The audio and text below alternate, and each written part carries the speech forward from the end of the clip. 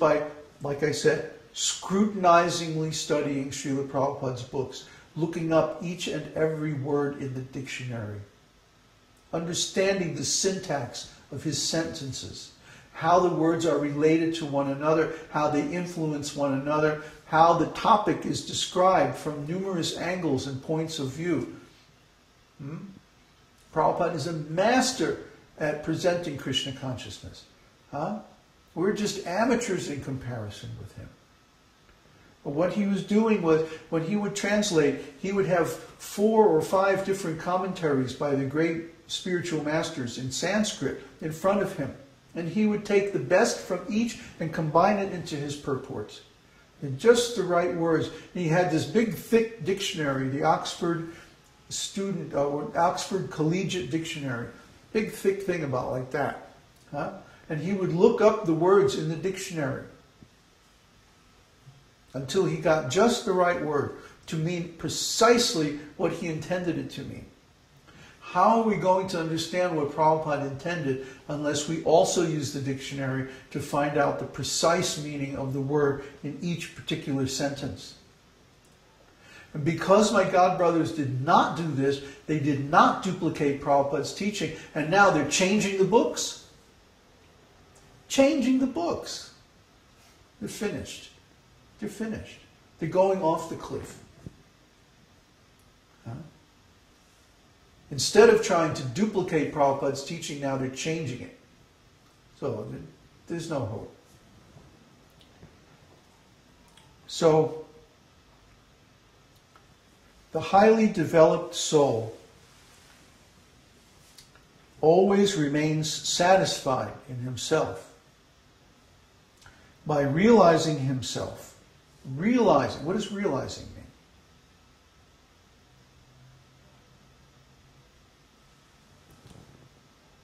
Anybody? To understand something. No. Clearly. No. Realizing. Experience. No.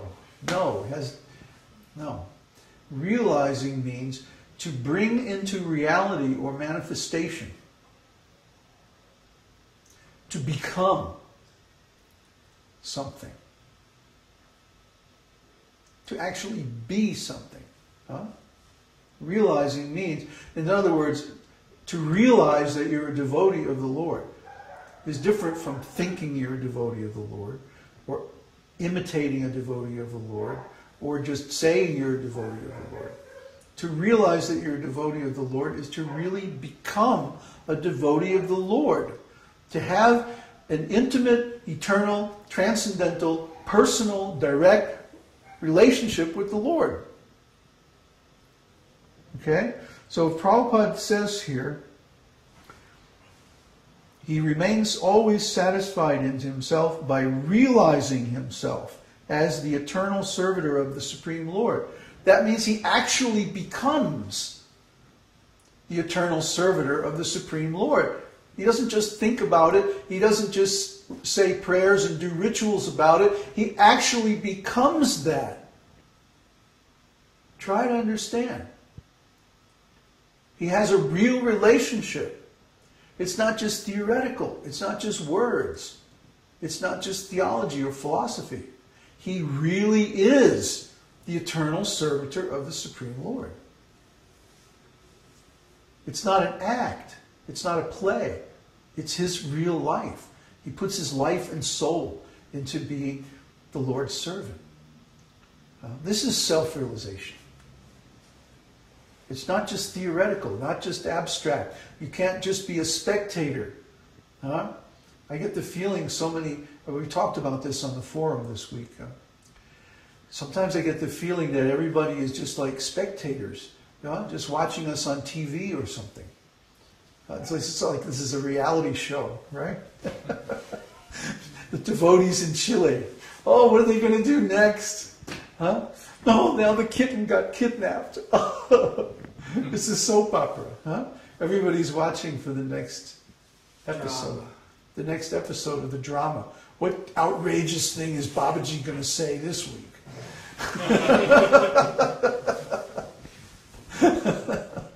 Right? And it's like couch couch potato, Monday morning quarterbacks, Monday morning watch the Satsang on YouTube, huh? But what crazy thing is he going to say now?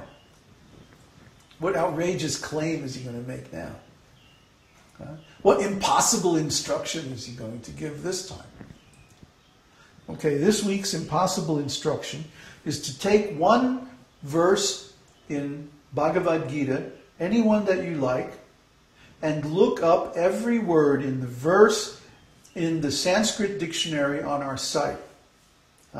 And look up every word in the translation and purport in a good dictionary. Dictionary.com is good if you're online. Look up every single word and use that word in a sentence of your own design that means exactly the same way that it's used in the text. And I guarantee you, when you go back and you read that again, your eyes will get as big as saucers, and because you're going to see something in here that you could never have possibly seen without doing that work. I'm a big fan of the old saying, you get what you pay for. If you try to read through Bhagavad-gītā like it's some kind of a novel, then all you're going to get is a couple of days of interesting speculation. It's not going to really impact you. It's not going to really affect your life. But if you study Bhagavad-gītā scrutinizingly, look up every single word, then you have a very good chance of duplicating the message of Bhagavad-gītā. And if you do that, your life will be changed forever. I promise. Well, maybe you don't want that. Maybe you don't want to change your life. Maybe you think your life is great just the way it is. Well, then what are you doing here? This satsang is part of an esoteric school. And the aim of this esoteric school is that we want to get out of this material world. So if you don't want to get out of this material world, if you think this material world is a nice place and you want to stay here forever, then please don't watch our videos. These are only for people who want to get out of here, who are tired of this material life, who are tired of suffering and humiliation and being made wrong and being defeated again and again and again by maya. Maya means what is not, what does not really exist, the material energy. So if you want the real thing, if you want eternal existence, eternal happiness and bliss, perfect knowledge, beautiful love affair with Krishna, if you want all these things, then, okay, stick around and hear us, because we're going to give our teachings are just going to become more and more outrageous. This is only the second chapter. Wait till we get to the 5th chapter. Oh boy. And Bhagavad-gītā itself is just the introduction to Vedic spiritual life. This is just the beginner's stage. Although everything is here, and if you know it, then you can perceive it in the words of Bhagavad-gītā. But the real thing is śrī-mad-bhagavatam and Chaitanya Charitamrita. Those are the graduate and the postgraduate studies. So everything is there in Bhagavad-gītā, but it's in a summary form, it's in a hidden form. Bhagavad-gītā is like the cliff notes to the Vedic teaching, the esoteric teaching. So everyone should study Bhagavad-gītā very carefully. Then you have a chance of actually realizing this knowledge, actually duplicating this knowledge. That's the first step in self-realization.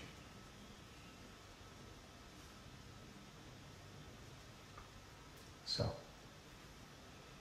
have any questions?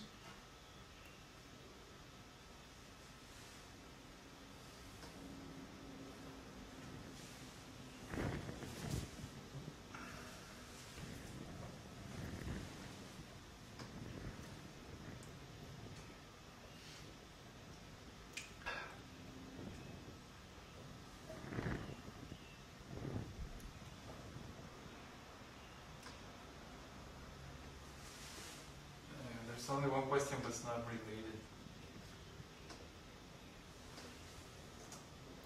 Come on, try to ask a question that's in the context.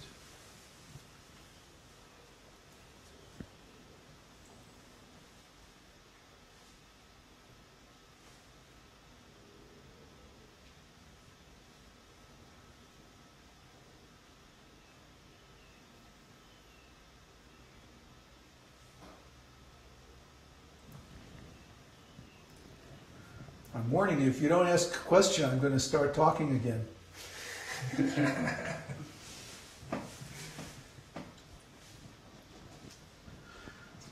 Does this process of looking everything up get faster over the years? Do we have to do it less? Because it takes a long time. Yeah, it gets much quicker, because right now you don't know